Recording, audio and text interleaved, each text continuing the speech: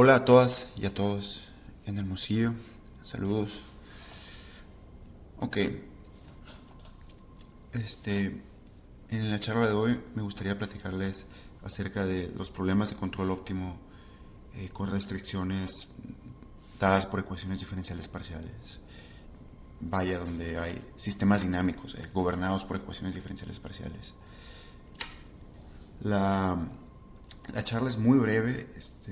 Nada más quiero dar un overview de cómo se formulan estos problemas, un par de aplicaciones, o ejemplos académicos, porque para explicar una aplicación real, pues tomaría mucho tiempo.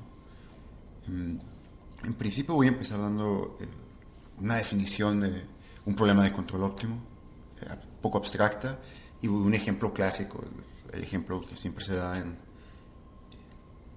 control óptimo de ecuaciones diferenciales ordinarias. Y después voy a tratar de introducir los problemas elípticos.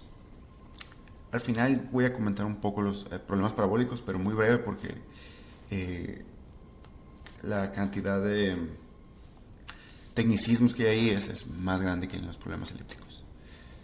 Okay. Voy a tratar de dar una idea general de lo que es un problema de control óptimo, al menos de manera informal. En general hay tres conceptos que giran alrededor de la definición de problema de control óptimo. Primero es el concepto de control. De alguna forma podemos tomar acción intuitivamente. El segundo concepto es el de estado de un sistema. Para cada control, para cada acción que hagamos, se va a generar un estado del sistema. Un sistema que estamos observando. El tercer concepto es el de optimización. Queremos optimizar algo. Entonces, en estos tres conceptos hay dos funciones que aparecen. La primera, que aquí en las diapositivas denoté por F, la función del sistema, que nos dice cómo está relacionado el estado del sistema con el control que escogí. Está denotada matemáticamente como una ecuación. La otra función que aparece es la función a optimizar, esa que se le llama funcional objetivo, porque pues, es un objetivo minimizar este funcional. En este funcional aparece implícita o explícitamente el estado y aparece el control. Entonces, el problema pues, consiste simplemente en optimizar esa función. Para dar un ejemplo de la definición abstracta que acabo de dar, pues tengo aquí este ejemplo. Este ejemplo es clásico en todos los libros de control óptimo. Es el problema del alunizaje. Hay una nave cuyo motor genera cierto empuje hacia arriba y la nave pues, está a cierta altura y necesita aterrizar. Aquí h de t denota la altura a la que está. Entonces aquí el sistema es más o menos simple. Yo doy el empuje y el sistema, lo que estoy observando es la altura, donde está el sistema.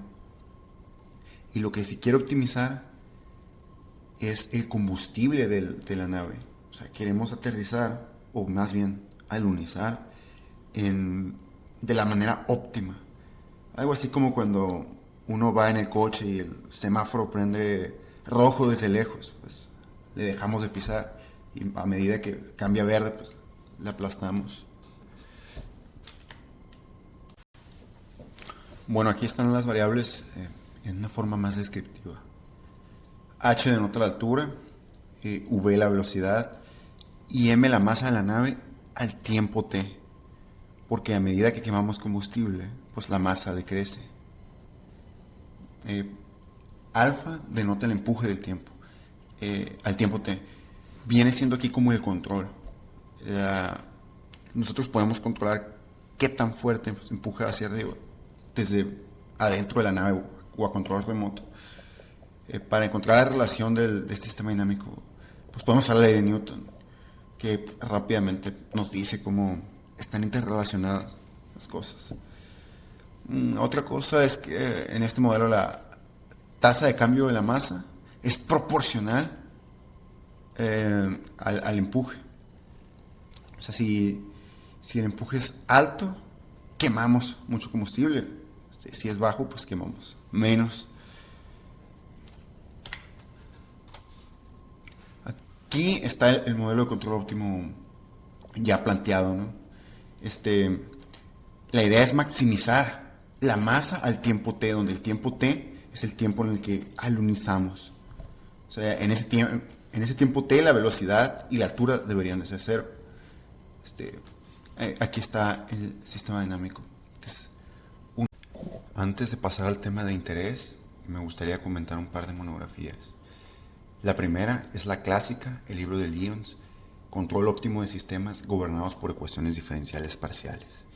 Este fue el primer libro que apareció en la literatura tratando este tipo de problemas con rigor matemático. Algo más estándar sería el libro de Scholz, es más moderno, es el 2010, Control óptimo de ecuaciones diferenciales parciales, teoría, métodos y aplicaciones. Este libro es algo más fácil de leer, está un poco desorganizado y en algunas partes deja el rigor matemático de lado, pero tiene muchos comentarios de cómo arreglar esto.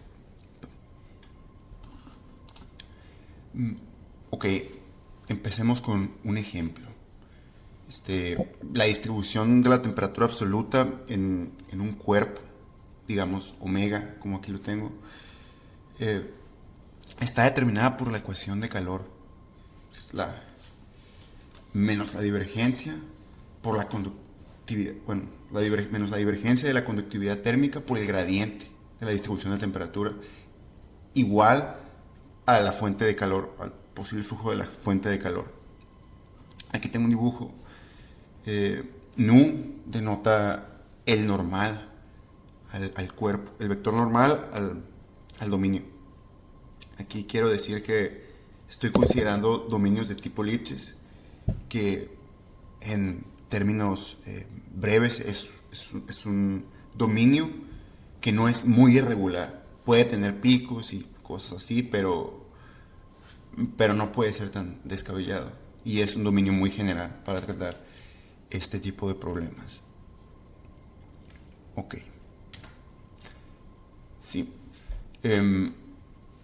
Claro, dar una definición de qué es una solución de esta ecuación de segundo grado que aparece aquí. Es una ecuación de tipo elíptico. En general las soluciones no van a ser dos veces diferenciables, porque la fuente de calor podría ser pues, integrable como mucho. Entonces, para definirlas se recurre a la definición de derivada débil. En lugar de definirla como una solución dos veces diferenciable, se define como una solución que es diferenciable una vez y que su derivada es integrable en algún sentido. Por ejemplo, aquí, si la función y, la distribución de temperatura fuera de dos veces diferenciables, pues por integración por partes tendríamos que para toda función C1 se debería de cumplir esta igualdad. Entonces ya lo que se hace es decir, ok, asumamos que es diferenciable una vez y si satisface esa fórmula, entonces es una solución débil. Entonces una función y que tiene derivada débil y es integrable, es una solución débil a la ecuación. Si para toda función continuamente diferenciable se satisface la fórmula de integración por partes, ¿no? Digamos, un derivado de la integración por partes. Ahora sí, vamos al problema de control óptimo. Supongamos que tenemos un cuerpo, omega, y que podemos controlar las fuentes de calor que llegan a él. Digamos, podemos aplicar calor dentro del cuerpo y que queremos que el cuerpo llegue a una temperatura dada. Digamos, y sub omega, que es una función de temperatura en cada punto del dominio. Entonces el problema se puede plantear de la siguiente manera. Minimizar la distancia de la distribución de temperatura a la distribución de temperatura deseada. Esta distancia con la norma L2. Se pueden usar otras normas, pero matemáticamente es más fácil usar la norma L2. También se agrega un término, lambda sobre 2, el calor, la norma L2, el calor, porque es más sencillo matemáticamente trabajar con ello, aparte que le da un peso a qué tanto, qué tanto de control quiero utilizar. Entonces, el control está aquí, aparece en la ecuación, la fuente de calor, y es la distribución de temperatura, y hay una distribución inicial. Bueno, no una distribución inicial, sino que la frontera, el problema de valor en la frontera es que la temperatura en la frontera debe ser ya dada, o sea, se debe mantener así. Y el conjunto de controles pues son todas las funciones acotadas que tomen valores en un intervalo. Esto por las limitaciones, ¿no? Aquí está. Ahora, aquí estoy poniendo la fuente de calor por dentro, pero la podría poner por fuera. Digamos, como aquí. Aquí está otro dominio y aquí puedo poner el calor por fuera. Y entonces buscar una temperatura deseada por dentro. Si nada más lo puedo calentar por fuera, entonces sería entonces así el problema. Y nada más cambia en que el primer término de la integral sigue apareciendo la distancia en la norma L2, pero ahora el término de regularización pues ya está sobre la frontera, pues, con la medida de Lebesgue en superficies. Y el problema ya cambia, ¿no? Ahora es menos la divergencia, no hay calor adentro, divergencia de la conductividad térmica por el gradiente de la distribución de temperatura, con la condición de que en la frontera esté el control, o sea, la distribución sobre la frontera. Entonces el problema se ve casi idéntico. Ajá, y aquí está el dibujo, ¿no? Nu es el normal, el calor está entrando por la frontera. Ahora, en general, estos problemas se pueden plantear en forma general. Aquí puse un modelo más general. Minimizar alguna función G que dependa de un estado y un control. Antes era la distribución de temperatura y la fuente de calor. Ahora, pues es cualquier cosa, ¿no? Ya de manera abstracta. Y hay teoremas básicos, igual que en control óptimo de ecuaciones diferenciales ordinarias. Por ejemplo, si G es convexa en la variable U, omega es un dominio Lipschitz, entonces el problema debería tener al menos una solución. Aquí puse una ecuación lineal por simplicidad. Pero si uno la cambia por una no lineal, pues hay diferentes teoremas, pero este es uno de los más simples. Claro, dependiendo de la ecuación, hay teoremas que nos dicen que para cada control hay un solo estado. Generalmente los problemas físicos, pues eso ya se sabe, ¿no? De manera experimental, pero ya en el planteamiento matemático se prueba con rigor. Entonces, para este tipo de problemas, también tenemos multiplicadores de Lagrange en infinitas dimensiones. Entonces, si tienen un mínimo local, claro, hay que asumir que la función G y que las funciones que aparecen son suaves, es decir, que sean diferenciables al menos una vez, continuamente diferenciables. Entonces, si tienen un control óptimo local, o sea, que minimice la función en una vecindad de L2, digamos, va a haber una variable adjunta que va a resolver otra ecuación diferencial parcial, y va a haber una desigualdad variacional que viene a ser esta que está aquí abajo, equivalente cuando uno optimiza en Rn, utiliza los multiplicadores de Lagrange y tiene una desigualdad variacional en el conjunto convexo, ¿no? Que, o sea, hay una función que pertenece al cono normal, entonces es un equivalente. Entonces estos problemas, más o menos, si uno ha trabajado en problemas de control óptimo de ecuaciones diferenciales ordinarias, son fáciles de abordar, al menos desde la perspectiva intuitiva y general, las ideas de control aplican.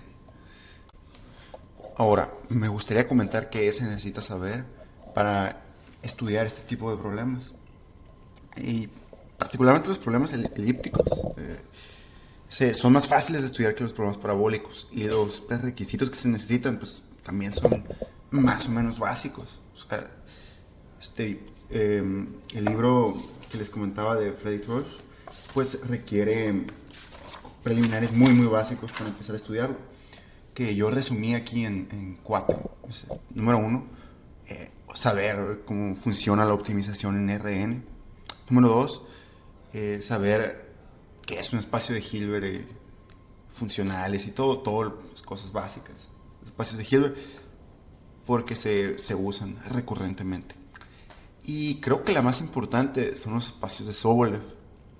Aunque no se necesita ser un experto en los espacios de Sobolev, se necesita entender los conceptos básicos para tener definiciones formales de derivadas débiles y tal.